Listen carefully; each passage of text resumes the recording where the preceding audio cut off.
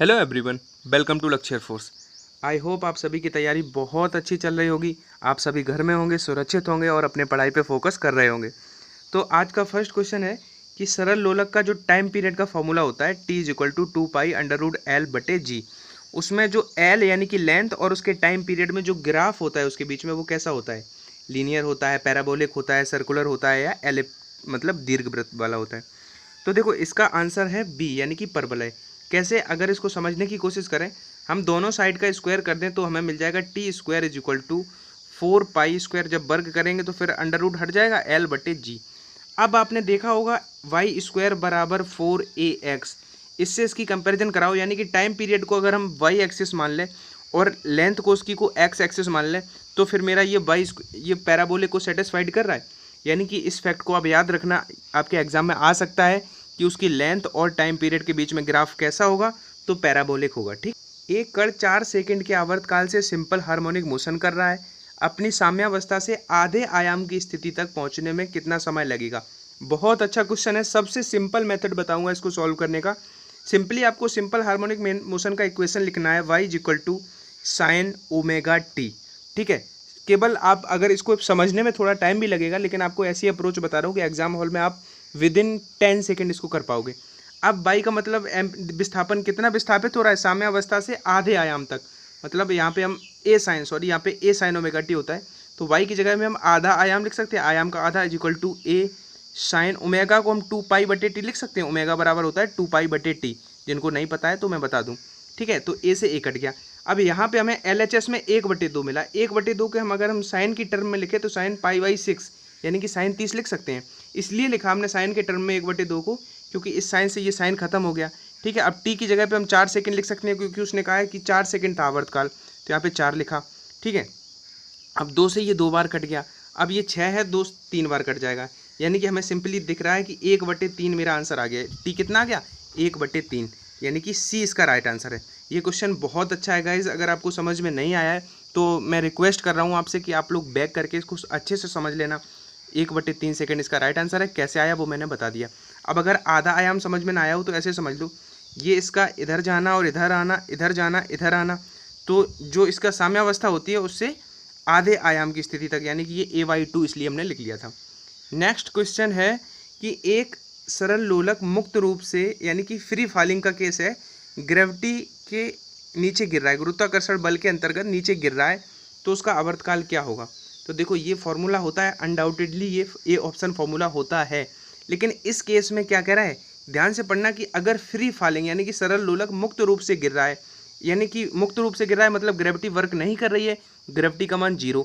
जब इस फॉर्मूले में हम ग्रेविटी का मान 0 रखेंगे तो किसी की बटे में अगर 0 आता है तो उसका अनंत वैल्यू आती है। कितनी आती है? अनंत। यानी कि इस क्वेश्चन का आंसर हो जाएगा अनंत, इनडेफिनेट। नेक्स्ट क्वेश्चन है किसी सरल लोलक की लंबाई 4 गुनी कर दी जाए तो दोलन की आवृत्ति क्या हो जाएगी? क्वेश्चन नो डाउट बहुत ईजी है, क्योंकि आपको पता है कि टी डायरेक्टली प्रोपोर्शनल होता है √L के। तो यहाँ से क्या है, लड़का गलती क्या करता है कि वो आवृत्ति उसने देखा कि लंबाई, तो वो समझता है कि टाइम पीरियड ही होगा। तो अब ये 4 गुनी करी गई है तो 4 गुनी करेंगे इसको, तो स्क्वायर रूट से बाहर आएगा 4, तो ये 2 गुना हो जाएगा टाइम पीरियड। लेकिन यही ऑप्शन में दिखेगा और ये ऑप्शन आपको 2 गुना दिख रहा है, जो आंसर नहीं है, क्योंकि फ्रिक्वेंसी की बात करिए और फ्रिक्वेंसी होती क्या है? टाइम पीरियड का इनडायरेक्टली प्रोपोर्शनल होता है। फ्रिक्वेंसी का मात्रक होता है समय इनवर्स, यानी कि फ्रिक्वेंसी वो होती है वो टाइम पीरियड के इनडायरेक्टली प्रोपोर्शनल होती है। अब टाइम पीरियड मेरा 2 गुना हो रहा है तो फ्रिक्वेंसी आधी होगी। ठीक है, तभी मैं हर बार आपको एम्फेसाइज करता हूँ कि क्वेश्चंस को बड़ा केयरफुली पढ़ने की ज़रूरत होती है। वहाँ पे क्वेश्चन टफ नहीं होते हैं। मैं बार बार कह रहा हूँ, आप टफ के पीछे मत भागो, नहीं तो आप अपने साथ धोखा कर रहे हो। मैं आपसे कह रहा हूँ, मैं एग्जाम दे चुका हूँ, एकदम से जो मैं बता रहा हूँ, जितने वीडियोज़ मेरे हैं प्ले लिस्ट जाके एक तरफ से वीडियोज़ देख डालो, नोट्स बना डालो, इससे बाहर कुछ नहीं आ सकता। आपको बिलीव नहीं हो रहा है तो आप अपने सीनियर जो इस चैनल से पढ़ के सिलेक्शन ले चुके हैं उनसे देखो, और जो पिछले वीडियो है उनका फीडबैक देखो, कमेंट सेक्शन खोलो। ठीक है, बस आप इनको ग्रैब्स करो। जितनी चीज़ें मैं डिलीवर कर रहा हूँ इतने को आप ग्रैब्स कर लो अगर, तो आप फिजिक्स में एक बहुत अच्छा स्कोर कर लोगे। नेक्स्ट क्वेश्चन है, एक सेकंड लोलक है, उसकी लंबाई जहाँ पे जी इतना है 1 मीटर है। ठीक है, कहीं पे जी इतना है, सपोज अर्थ पे ही है तो वहाँ पे लंबाई इतनी है। एक किसी ग्रह पे गया है जहाँ पे जी हमारा जस्ट आधा है, आपको दिख रहा है कि 49 और 98 अगर दशमलव हटा दें तो सीधा सीधा आधा जी है। अगर जी आधा हो जाएगा तो अब लंबाई कितनी होगी? हमने फॉर्मूला देखा T = 2 पाई √L/g। अब देखो सेकेंड लोलक है तो वो उसका टाइम पीरियड 2 सेकंड होता है, ये भी कांस्टेंट, 2 पाई भी कांस्टेंट। तो फिर हमारा L जो है वो डायरेक्टली प्रोपोर्शनल है जी के, क्योंकि जी इधर आएगा। तो L अगर डायरेक्टली प्रोपोर्शनल है जी के, समानुपाती है, समानुपाती का मतलब है जिस अनुपात में वो घट रहा है उसी अनुपात में लेंथ भी घटेगी। यानी कि ये अगर आधा हुआ है सिंपल, तो ये 1 मीटर से आधा यानी कि 0.5 मीटर होगा। तो ये क्वेश्चंस कुछ ऐसे होते हैं कि आदत मत बना लो कि हर बार हमें पेन और पेपर का यूज़ करना है। विदाउट पेन एंड पेपर भी करने की हैबिट डालो, तभी आप एग्जाम में टाइम सेव कर पाओगे। सिंपल हार्मोनिक करते हुए जो पोटेंशियल एनर्जी का फॉर्मूला होता है ए ऑप्शन, ½ m⍵²x²। ठीक है, नेक्स्ट क्वेश्चन पे आते हैं कि अगर मोमेंटम यानी कि संवेग 2 गुना कर दिया जाए तो उसकी काइनेटिक एनर्जी यानी कि गतिज ऊर्जा क्या हो जाएगी? देखो गतिज ऊर्जा का फॉर्मूला होता है संवेग के टर्म्स में क्या होता है p²/2m। ठीक है, अब किसी पिंड का अगर उसका वो किया गया है तो k डायरेक्टली प्रोपोर्शनल है p² के। अब वो 2 गुना करा गया है मोमेंटम, तो उसका वर्ग करेंगे तो काइनेटिक एनर्जी 4 गुनी हो जाएगी। ठीक है, इसी में एक बार और रिवाइज करा दूँ, बता तो मैं हज़ारों बार चुका हूँ कि ऐसे क्वेश्चन आएगा किसी संवेग अगर 50% बढ़ा दें तो गतिज ऊर्जा कितने परसेंट बढ़ जाएगी। नेवी के एग्जाम में बहुत आता है। तो आप सीधा क्या करना, इस परसेंटेज की जगह पे कोई भी परसेंटेज आपको दी जाए, सिंपली एक फॉर्मूला लगा देना, x + y + x × y/100, इतने परसेंट आपकी काइनेटिक एनर्जी बढ़ जाएगी। अब जैसे इसमें 50 रखेंगे तो 50 + 50 कितना होगा 100, + 50 × 50 हमारा होगा 2500, और जो 2 जीरो से 2 जीरो कट जाएंगे तो 25, यानी कि फाइनल 125% आपकी काइनेटिक एनर्जी बढ़ेगी। तो 50 की जगह पे कोई भी परसेंटेज दी रहे, आप यही फॉर्मूले से जाना। नेक्स्ट क्वेश्चन है कि जो आपका घर्षण बल है, फ्रिक्शन फोर्स है, वो कैसा फोर्स है? तो नॉन कंजर्वेटिव फोर्स है। इसी की लिस्ट में आपका श्यान बल भी, जो विस्कोसिटी वाला फोर्स होता है श्यान बल, वो भी आपका असंरक्षी बल होता है। ठीक है, नॉन कंजर्वेटिव फोर्स होता है। किसी वस्तु के पृथ्वी की ओर गिरने पर उसकी स्थितिज ऊर्जा क्या होगी? ये क्वेश्चन आपसे 2 तरह से पूछा जा सकता है। या तो कहेगा कि अर्थ की तरफ गिर रहा है पिंड, तब तो उसकी पोटेंशियल एनर्जी डिक्रीज होगी, घटेगी। ठीक है, अगर वो कहता कि अर्थ से यानी कि ग्रेविटी, देखो ये क्या है कि अर्थ की पृथ्वी की तरफ गिर रहा है मतलब ग्रेविटी के अगेंस्ट तो नहीं, ग्रेविटी के टुवर्ड्स है। तो ग्रेविटी के टुवर्ड्स है यानी कि उसकी काइनेटिक एनर्जी बढ़ेगी। अब काइनेटिक बढ़ेगी तो उसकी पोटेंशियल घटेगी।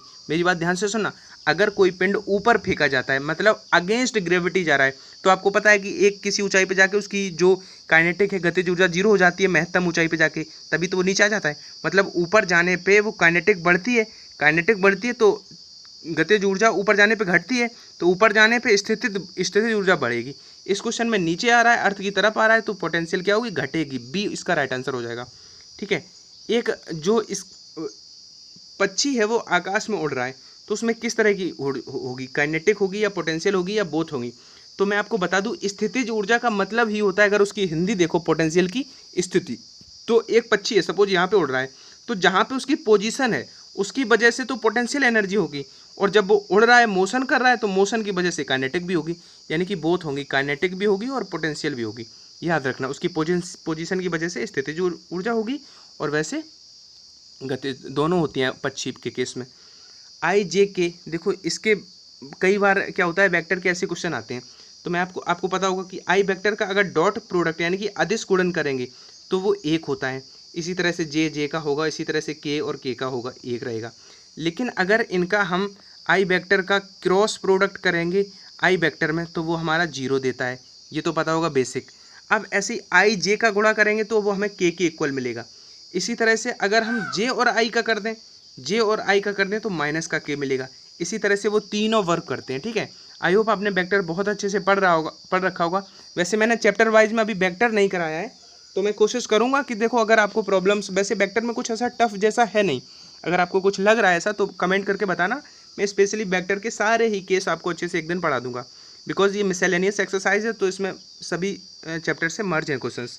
अब क्या है, इतने न्यूटन का फोर्स लगा के इतना उसे डिस्प्लेसमेंट दिया जाता है, इतना विस्थापित किया जाता है, तो वर्क क्या होता है?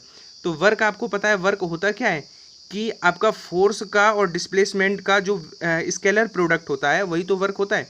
तो आप स्केलर प्रोडक्ट निकालना बहुत ईजी होता है। आई और आई तो 1 बना देगा, तो और 5 और 2 10, सिंपली आप सबको जोड़ दो, 2 और 3 6।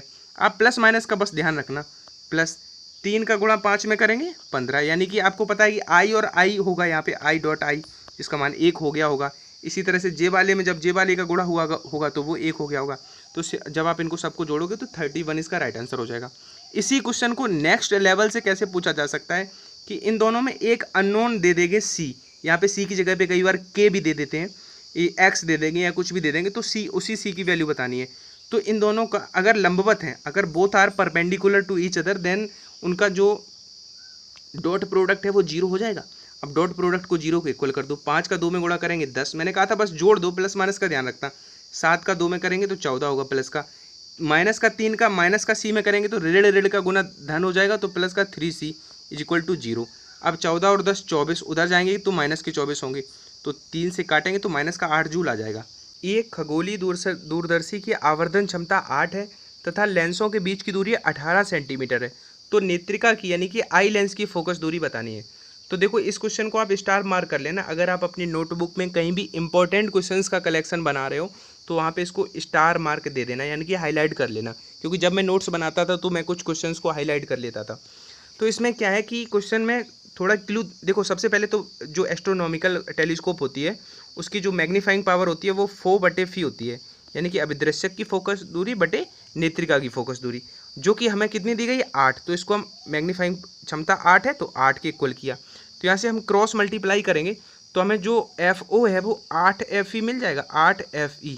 क्वेश्चन टफ नहीं है, लेकिन बस यहाँ पे एक जो चीज़ दी है कि बीच की दूरी 18 है, तो बीच की दूरी का मतलब होता है 4 + φ। अगर दोनों की फोकल लेंथ जोड़ें तो वही तो बीच की दूरी होगी लेंसों की, जो हमें 18 के इक्वल दी गई है। ठीक है, 18 के इक्वल कर दिया। अब देखो फो की जगह पे हम 8FE लिख सकते हैं, तो फो की जगह पे हमने लिखा 8FE बटे FE इज इक्वल टू 18। 8 और 1 9FE हमारा हो गया 18।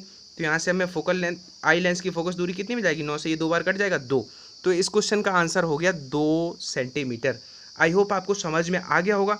अब अगर यहाँ से हमने एक रिलेशन निकाला था FO is equal to 8FE निकाला था, तो मे भी आपसे अभिदृश्यक की भी पूछ देता तो कितनी हो जाती 16, यानी कि बी ऑप्शन हमारा अभिदृश्यक की फोकस दूरी हो जाता। तो इस तरह का क्वेश्चन चांसेस हैं इस बार कि आ सकता है। तो और ये मैं समझा पूरा देता हूँ, पूरा प्रयास कर देता हूँ कि अगर आप इसको एक बार में नहीं आया है तो थोड़ा पीछे करके 1 मिनट रिकैप करके देख लोगे तो मैं श्योर हूँ कि 100% आपको समझ में आ जाएगा, क्योंकि मैं समझाने में कोई कमी नहीं छोड़ता हूँ, बस थोड़ा जल्दी बता देता हूँ। 2 तरंग हैं जिनके दोलन के आयाम यानी कि एम्पलीट्यूड 4 mm और 3 mm है, एक माध्यम में एक दिशा में चल रही हैं। ठीक है, उस बिंदु पर परिणामी यानी कि रिजल्टेंट एम्पलीट्यूड क्या होगा जहाँ पे जो फेज डिफरेंस है कलांतर है वो 0 हो। तो इस क्वेश्चन के लिए आपको फॉर्मूला याद होना चाहिए कि रिजल्टेंट का square is equal to A1 का स्क्वायर मतलब पहला वाला आयाम, A2 का square plus 2A1 A2 cos phi, जहाँ पे फाई आपका फेज डिफरेंस है। अब यहाँ पे कलांतर 0 है, मतलब cos 0 का मान कितना होता है 1, तो ये चीज़ तो खत्म हो गई। अब अगर हम इसको देखें तो ये A1 + A2 का होल ऑफ स्क्वायर है, इतना तो मैथ आप लोग पढ़ते हो, तो ये R का स्क्वायर हो गया, स्क्वायर से स्क्वायर खत्म हो गया, तो R की वैल्यू हमें मिल गई A1 + A2, यानी कि आयामों का जोड़ 4 mm और 3 mm को जोड़ोगे तो 7 mm इसका राइट आंसर है। मेरी बात सुनना, बात यहीं पे ख़त्म नहीं हुई अभी। हो सकता है कि फेज डिफरेंस हमें 180 दे दे, यानी कि कलांतर अगर 180 डिग्री होगा तब क्या होगा, हो सकता है कलांतर 90 दे दे। अगर कलांतर सपोज 90 होता तो cos 90 की वैल्यू 0 हो जाती, तो ये पूरा पोर्शन 0 हो जाता। तो फिर दोनों का स्क्वायर अगर हम कर देते तो जब भी आपको फेज डिफरेंस 90 होगा तो डेटा ऐसा होगा जो ट्रिपलेट बना रहा होगा, जैसे 3 4 होगा, तो दोनों का स्क्वायर करोगे तो स्क्वायर रूट लोगे तो 5 आंसर हो जाएगा। इसी तरह से 180 डिग्री का हो सकता है, यहाँ पे माइनस आ जाता तो दोनों को घटा के लिख देते 180 वाले में। तो तीनों एंगल पे किसी पे भी आपसे रिजल्टेंट एम्पलीट्यूड पूछा जा सकता है। यंग के एक्सपेरिमेंट में प्रकाश की वेवलेंथ जो है वो 6000 एंगस्ट्रॉम है, तो इंटरफेरेंस के केंद्रीय फ्रिंज से तीसरी यानी कि थर्ड अदीप्त यानी कि डार्क फ्रिंज पर पहुंचने वाली तरंगों में पाथ डिफरेंस क्या होगा। तो देखो बहुत अच्छा क्वेश्चन है गाइज, यहाँ से आपको 2-3 चीज़ें नई सीखने को मिलेंगी। कि सबसे पहले तो आपसे क्वेश्चन यहाँ पे ये पूछा जा सकता है, 2 तरह के क्वेश्चन आते हैं, मेरी बात ध्यान से सुनना, या तो अदीप्त फ्रिंज की बात करेगा यानी कि डार्क फ्रिंज की, या फिर दीप्त फ्रिंज यानी कि ब्राइट फ्रिंज की। तो सबसे पहले तो इस क्वेश्चन को सॉल्व करते हैं। अदीप्त फ्रिंज का जो पाथ डिफरेंस होता है उसका फॉर्मूला लिख लो आप 2m - 1 × λ/2। ये डार्क फ्रिंज के लिए अगर पाथ डिफरेंस जो कि इस क्वेश्चन में पूछा गया है वो होगा, जहाँ पे m होगा, जैसे यहाँ पे तीसरी है तो यहाँ पे m का मान 3 रख देंगे। अगर दूसरी अदीप्त फ्रिंज कहता तब फिर यहाँ पे m का मान 2 रख देते, चौथी कहता 4 रख देते, तो 3 रखना है तो 2 का 3 में गुणा करेंगे 6 -1 इंटू लैम्डा बाई 2। लैम्डा का मान कितना है 6000। 6000 में जब 2 का भाग दोगे तो 3000 आएगा, 3000। तो 3000 और 6 में से एक गया 5, तो 3000 का 5 में गुणा करोगे तो 15000 एंगस्ट्रॉम इसका राइट आंसर हो गया। मेरी बात अब सुनना ध्यान से, ये तो डार्क फ्रिंज की बात हो गई, स्क्रीनशॉट ले लो और बात खत्म करो। अब देखो अगर ब्राइट फ्रिंज की बात करता और पथांतर पूछता तो क्वेश्चन थोड़ा इजी हो जाता है, क्योंकि दीप्त फ्रिंज में पाथ डिफरेंस m लैम्डा होता है सीधा सीधा, यानी कि m यहाँ पे 3 दिया गया था, 3, क्योंकि तीसरी फ्रिंज की बात करी गई थी, और वेवलेंथ आपको दी गई थी 6000, तो 6000 का 3 में गुणा करते तो 18000 हमारा आ जाता ब्राइट फ्रिंज का। अब देखो अब क्या हुआ कि मैंने बात कर ली दीप्त और अदीप्त के पथांतर की, अब बात कर लेते हैं कलांतर की, शायद अगर पूछ दे। तो जो अदीप्त होता है, अदीप्त यानी कि डार्क में, उसमें जो कलांतर का फॉर्मूला होता है वो होता है 2m-1, थोड़ा मिलता जुलता होता है 2m-1 इंटू पाई। और दीप्त वाले में जो कलांतर होता है, दीप्त यानी कि ब्राइट वाले में जो फेज डिफरेंस वो सिंपल होता है 2m/, सीधा, ठीक है।